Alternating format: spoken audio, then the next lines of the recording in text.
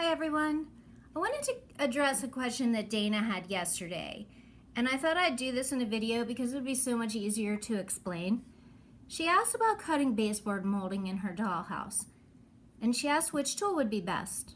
So I suggested a traditional miter box that most of us have on our workbench, but then I suggested the Easy Cutter because this handheld tool is pretty slick for working with some smaller moldings.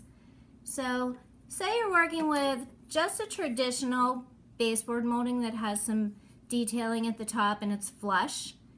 And if you want a straight cut, you insert it into your tool, line it up with the straight edge guide, and give it a good nip.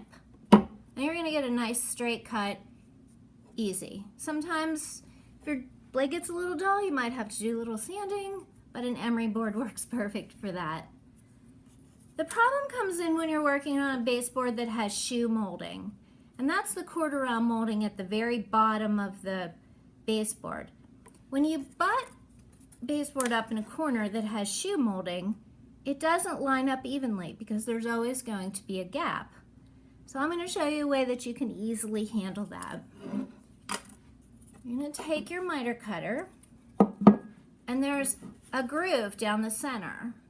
What you want to do is you want to take your piece of baseboard molding, tip it into that groove at an angle, and practice, because sometimes you have to figure out where that, or how far you have to tip that baseboard up.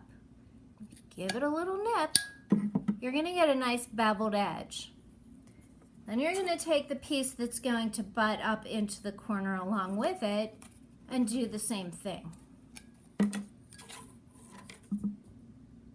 Tip it into your miter cutter at an angle and give it a little nip.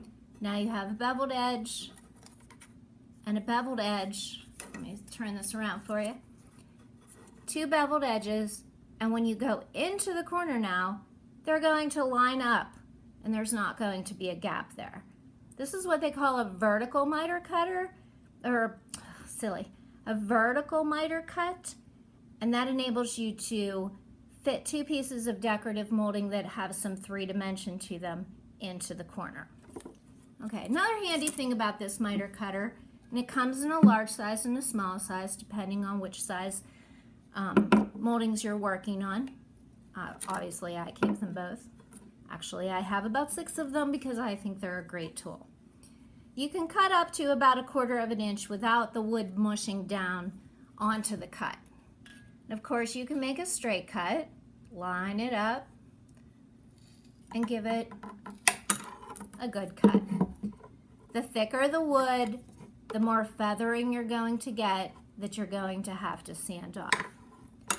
But what's great is you can do a traditional picture frame molding quick and easy with any size molding. This is what they call a picture frame miter cut because it's horizontal, and you can use it to frame your windows, your doors, actually make miniature picture frames. You can do ceiling molding with crown molding and cornice, but I'll shoot that video on another day because I wanted to do this really quick. Okay, thanks a lot guys, hope this helped.